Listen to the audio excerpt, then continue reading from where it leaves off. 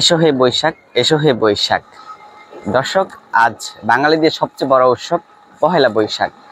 আমরা এই মুহূর্তে অবস্থান করছি ঠিক চারুকলার সামনে। আপনারা জানেন যে আজ পহেলা বৈশাখ। সেই পয়লা বৈশাখ উপলক্ষে কিন্তু সকাল থেকে কিন্তু চারুকলায় আমরা দেখতে পেরেছি শোভাযাত্রা বের হয়েছে এবং এছাড়াও নানান আয়োজন উৎসব চলছে।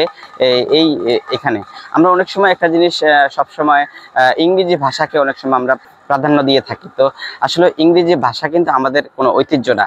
সেই হিসেবে আমাদের কিন্তু পহেলা বৈশাখ হচ্ছে আমাদের যে বাংলা ভাষা, আমরা বাংলা ভাষার জন্য রক্ত দিয়েছি, কিন্তু আমাদের বাংলা ভাষাটা কিন্তু সবচেয়ে গুরুত্বপূর্ণ আমাদের মাঝে।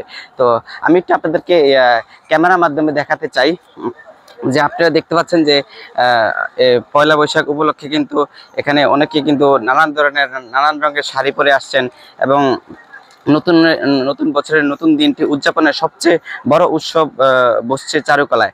এবং আমরা দেখতে পাচ্ছি গানে গানে সুরের মোছনায় বরণ করে নেওয়া হচ্ছে বাংলার এই নতুন বছরকে। এবং একটা জিনিস কি, সকাল থেকে শুরু হওয়া এই উৎসব নিয়ে ধর্ম বর্ণ ধর্মী নির্বিশেষে সব পেশার মানুষ পহেলা বৈশাখের এই আয়োজন রূপ নিয়েছে এক বিপুল বর্ণাঢ্য মহা উৎসবে। এবং প্রতি বছরের মতো কিন্তু সকাল থেকে নতুন বছরকে এক কণ্ঠে বরণ করে নিয়েছেন সাংস্কৃতিক প্রতিষ্ঠান ছায়ানটের শতাধিক শিল্পী।